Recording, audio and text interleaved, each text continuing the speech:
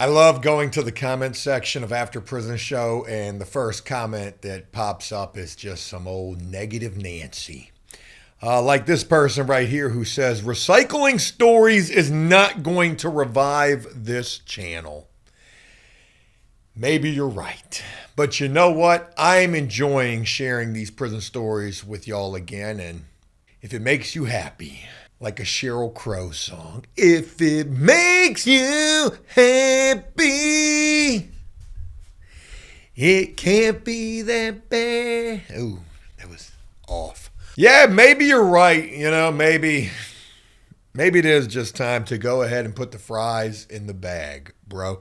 Hey, did I tell you that currently, as I'm filming this, I literally just got fired today? Yesterday, I filled out a job application by complete accident. And then today, I got fired. Damnedest thing. But more on that's over on Joe Does Stuff. Also, real quick, if it's not these prison stories that are going to revive this channel, hey, maybe it will be the merch. Folks, we just had a Fendi drop of new After Prison Show merch, and I'm about to start putting my foot in the ass of the merch that I am personally creating here on After Prison Show. Check this out right here. Gucci, eat your heart out. I don't even know. Supreme, I don't even know, name brand stuff anymore. Maybe it's because I've gotten old. I also read another comment that said, Jesus Christ, I haven't seen this guy in 5 years. He looks like he's 60 now. That was heartbreaking. But anyways, I'm wearing a $14 shirt, some discount rack pants, and some $20 Amazon shoes. But listen, if I am going to rock anything name brand, it's going to be my After Prison Show and Joe Does Stuff merch. Folks, check this out right here. Fries bag bro. After Prison Show. Let's go.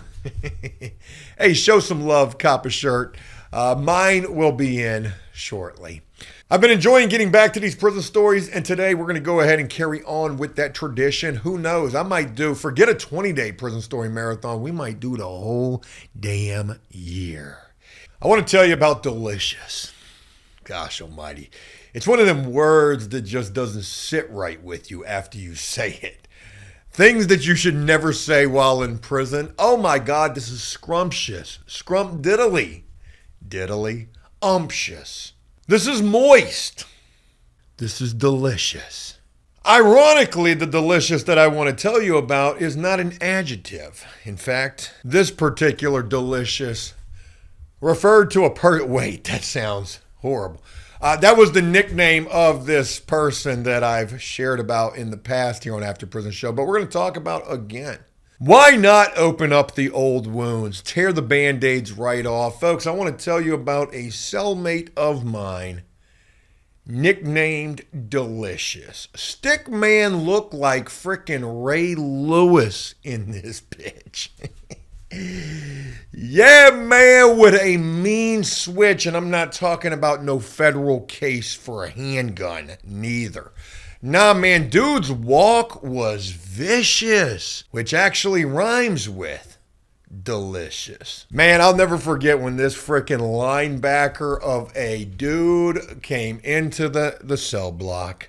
They popped that front door open, and let me just paint this picture for you real quick. At this jail, these cell blocks, they were relatively large, and you had these big open day rooms with these damn near floor-to-ceiling windows because the guards booth was outside of the cell blocks, and you had a whole block of cell blocks. So these guards booth had the double-sided mirrors, and you couldn't see in, but, they could see out. You couldn't see, it was mirrored. That's why they had the windows so that, they could see into all of the housing units. You would always see people going by, whether in handcuffs, maybe going to visitation, maybe beat up, maybe being dragged out on a gurney, something like that. But, you would see people coming and going. So all of a sudden, here comes this big black dude up into the housing unit. I'm not thinking anything of it. I do have an open bunk in my cell at this point. I believe I had the penthouse cell upstairs, which was the top of the stairs in the corner And the reason it was referred to as the penthouse was just because it was a little bit bigger. Pretty sure that's the cell that I had. I'm thinking, okay, well, I do have an open bunk. I don't know who else has an open bunk. Maybe I'm getting a new cellie. That's all that I thought about it at first, seeing this dude walking toward our housing unit through those big bay windows. It wasn't until they let this dude up into the cell block that I recognized the aggressive nature of their walk. Hips swinging. And I was like, damn, Einhorn is Finkel up in here.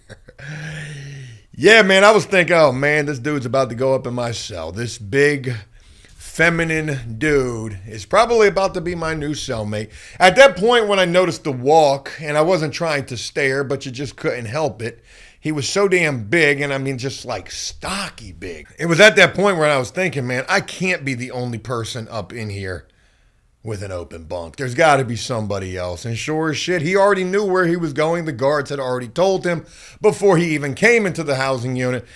And so shit, he was going up them stairs, and everybody was like, damn, Joe, you got your Beyonce, boy. Hey, you got a wife now. What you about to, hey, a wife and kids, y'all about to play house now. Man, and I'm a younger white dude up in here. They were calling me all sorts of things like Kevin Federline. Damn, you got Britney Spears up in your cell, Federline. I think I was like 26, 27, 28 years old. Young as shit in my mind. Prison is almost like a fountain of youth. The jail, the same way, though a violent, stressful place. For whatever reason, it preserves you. You don't have all of the toxins, even though everything that you eat is processed bullshit. But for whatever reason, man, it's almost like a little bit of a fountain of youth. But in my mind, I was just as young and immature. So I wasn't really handling this too well. I was like, oh, shucks, man. I got a boy in my cell, man. What the I ain't never had no gay person in my cell. Never been... never dealt with a gay person in jail. Now, mind you, I had already gone through the punk tattoo guy experience, but that was years ago when I was 18 years old. We're 10 years separated from that. I certainly ain't been in no cell with no dude who was visibly gay. And, nothing wrong with people's way of life. It's 2024, for God's sakes. I mean, man, people are identifying as trees these days. I'm a freaking pine cone. Wild ass shit. But regardless of my non-existence of experience dealing with somebody who was homosexual, I was sure as shit about to have to deal with that. So from the laughs and the jokes came lockdown, and mind you, from the time that this dude got into my cell, he didn't come out for a little while, right? And I'm like, man, this dude big as he could probably beat down he could Ray Lewis the whole block single-handedly. Which got me worried about being locked down with this dude. So in the time span between when he got brought into the housing unit and us getting locked down, it could have been 5 minutes. It could have been a couple of hours. It felt like eternity, because all I was thinking about was, oh my God, man, what is going to happen when they lock us down? The laughs and the jokes are going to be, Joe, what you doing down there? Hey, Jay Smooth, what you doing down there? It's awfully quiet down. When you get locked up with a person like that, I hate the way that sounds, but when you do, you kind of got to go up in there and be on some loud type of stuff. Hey, I'm just brushing my teeth. I'm just reading a book. Ain't nothing going on down here, when all the while it probably could be. I was worried about getting locked down with this guy, especially at first. I had no idea who this dude was. Had no idea what type of time he was on. Was I going to be looking like a little Twinkie hostess snack to this dude? Like, I was worried. I was scared, to be honest. He was big as shit, too. We finally get locked down, and it's very uncomfortable at first. Like, I'm just standing at the bars, chest poked down and shit. Hey, yo, state your name, gangster. We get locked down, and, we have our pleasant little, pleasantries. Hey, how you doing? I'm Jay Smooth. Everybody calls me, Jay Smooth up in here. And he was like, hey, yo, they call me Delicious.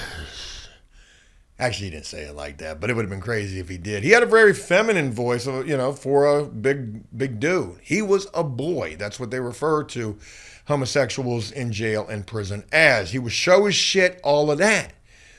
He was like, I'm delicious. And, I was just like, this is insanity, man. We got to sleep together, man. We're going to have to use the bathroom around each other together, man. This is about to be crazy. But we immediately got some ground rules laid out. I was like, yo, Stick, man, I'm be honest with you. I ain't never been in no situation like this, okay? And I am I'm straight, okay? I'm straight up. I'm straight. I'm hetero to the max. I'm maxed out on women. You know what I mean? I just need to let these ground rules be laid out.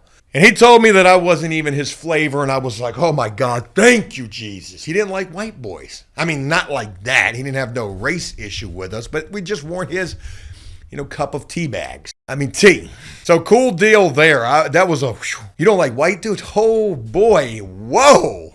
All right. Yeah, man. I had my shirt off. I was working out at the bars, as time would go on. That's how we were cool. At first we go into this situation. I go into this complete fear factor, feeling like, man, I don't know what to expect. And we hit it off immediately. I mean, we're not sitting on each other's bunk talking or nothing like that, but we're cool. And to be honest, he actually was one of my better cellmates. He was clean, he was almost like a little housewife. I mean, even though Joe ain't swing like that, I would come home from a long day of work out there tattooing all this Sue Whoop and blood shit all day long. Honey, I'm home. Walk up into the cell, dinner's made, shit's clean. I'm like, yo, this is all right here. Meanwhile, Delicious had a little hustle and job too. He did hair, or at least that's what he said that he did. Because you see, I will never forget this particular aspect of the whole Delicious situation. And that was the block alpha, the loudest of the bunch that we had up in there. The block, boss or whatever.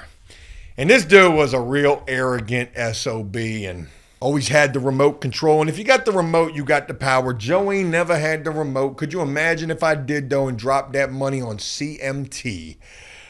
Yeah, man, it would have been an all-out war in there. But nonetheless, I just stayed in my lane. Tattoo dude, outmanned, outgunned, outnumbered in here. I'm just trying to get by. That's it. Get me the hell up out of here and carry me off to prison. In fact, I would actually leave from the cell that I shared with Delicious to go to prison. I left everything to him. He was a solid cellie. But like I said, he had a hustle and that was doing hair. And the hair that he always seemed to be doing was the hair of that alpha dude that ran the block. That held the remote. If you got the remote, you got the juice. And he was always booed up in his cell. Well, not just his cell, my cell as well. With Buddy, whatever his name was. I can't remember. Killer or, do rag tight, super tight. I can't remember what they called dude, man.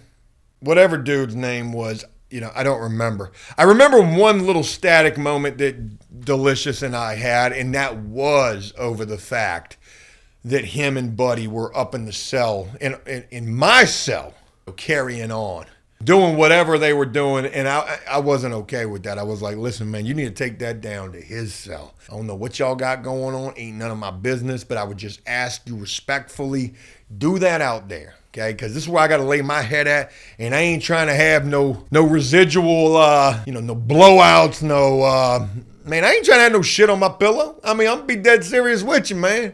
I don't know how that shit actually works. But the last thing I'm trying to do is find out, roll my head over on my pillow, and there's a little doo-doo log right there that just popped out and was unaccounted for. Please, have some common courtesy and take that shit literally down to his cell.